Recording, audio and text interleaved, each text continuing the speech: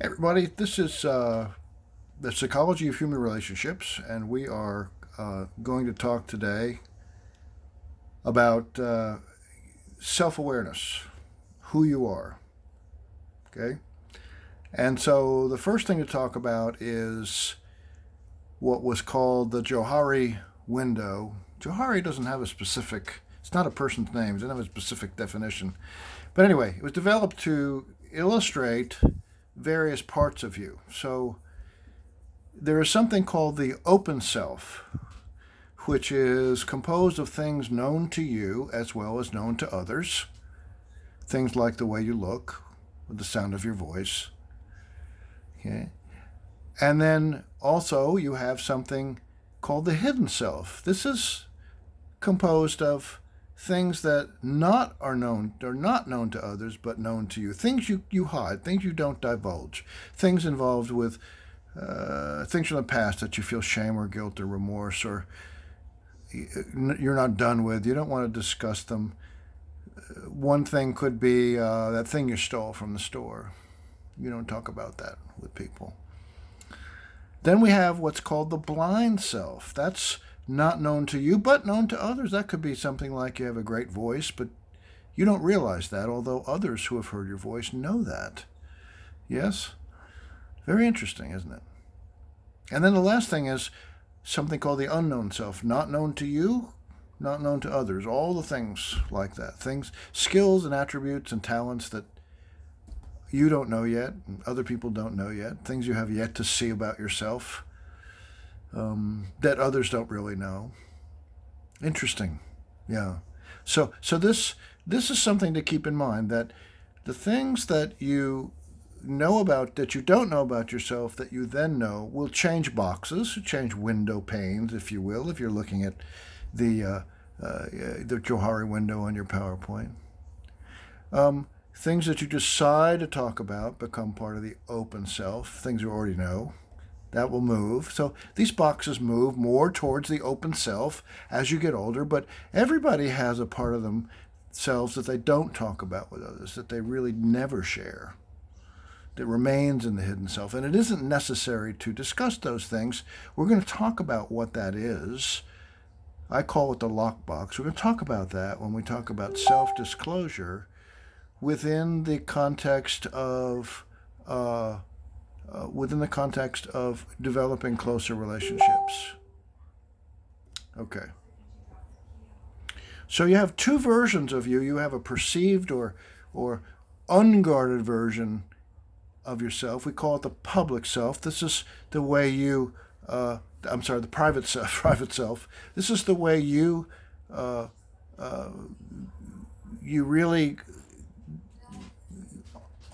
your authentic self. This is how you are in private. Okay, this is how you see yourself. This is how you behave as you really are. You don't put up any fronts. You're not exposed to a situation that has some rules for behavior in that place. You just are being who you really are.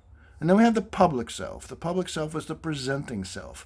That's a defended version of who you are. That's guided by where you are and who you're with. Okay? So let's say on a first date, you are not your private self on a first date. You're in the context of a that requires certain behaviors or is asking you to behave in certain ways, a more guarded or more defended version of yourself. That's the public self for that context. Now, your self concept, the way you think about yourself, is roughly the same as your self image. Those two phrases are essentially the same. And these include all the things that are relatively stable about yourself, positive, negative, and otherwise, that are your likes, your dislikes, your emotional states, your talents, skills, values, roles, everything. Okay? And where do you learn about that? Well, you learn about that from primarily your parents, at least at first. Okay? And then you learn about that from siblings if you have any, and then friends. The closer they are, the more you learn about yourself from them. And then experiences that you have, good or bad or indifferent. And the consequences that those experiences generate for you and others. That's where you learn about yourself. Okay? Now, the way you learn about yourself is in the context of what we call either an individualistic culture, predominantly, or a collectivist culture, predominantly. The United States is, at least in the majority culture, is and has always been an individualistic culture. And most other countries are collectivists. Most all of Africa, South America, Asia are collectivist. So what's the difference? Well, in individualistic culture, the self is separate, unique, needs to be independent and self-sufficient. That's actually a primary goal. That's not true in collectivist cultures where the we group, the we-ness, the family and so forth is most important. But in individualistic cultures, we really should be taking care of ourselves and our immediate family. But in collectivist cultures, we take care of our family, extended family, well before us. In fact, it would be an insult to not live with extended family for the rest of our lives. It would be very insulting. In individualistic cultures, we reward individual achievement, we value individual decisions, we give individual credit and individual blame. In collectivist cultures, we reward contributions to the group goals, group decisions are valued, and when there's a problem, we give blame to the group, and when there's good things going on, we give credit to the group. See? Now, in individualistic cultures like ours, the values include autonomy and separateness and self-sufficiency, youth, believe it or not, change, we like change, individual security, not group security, and equality. In collectivist cultures, values are duty, order, tradition, age. The older you are, the more valuable you're seen by a collectivist culture. Group security, status, and hierarchy. Those are very different things. And those differences account for many of the ways in which we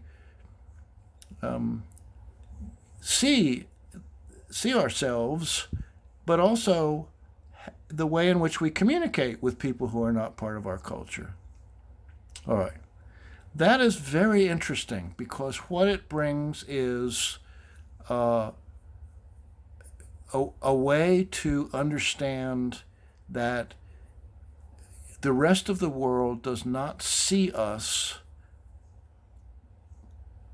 accurately and does not understand us well.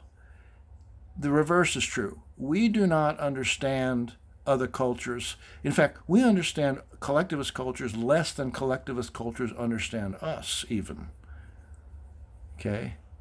And we don't understand them. We do not understand why, for example, you would want to live and why it's a duty and an honor to live with your family. Why it is a duty and honor to be in the presence of someone who's older, and why that person deserves more esteem because of age. Why is that? In the United States, we don't think that way. Yeah. Okay, so in the next video, we're going to talk about self-esteem. All right?